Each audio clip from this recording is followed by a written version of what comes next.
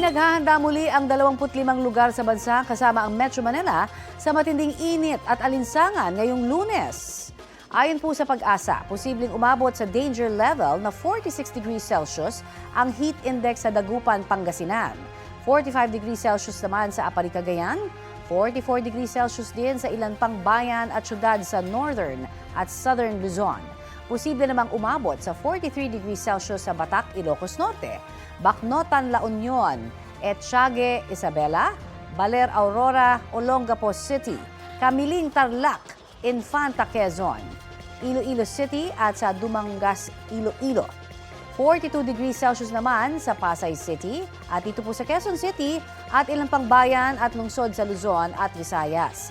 Ayon sa Pag-asa, apektado pa rin po ngayong araw ng mainit na easterlies ang buong Northern at Central Luzon kasama ang Calabarzon, Bicol Region at halos buong Mimaropa Region.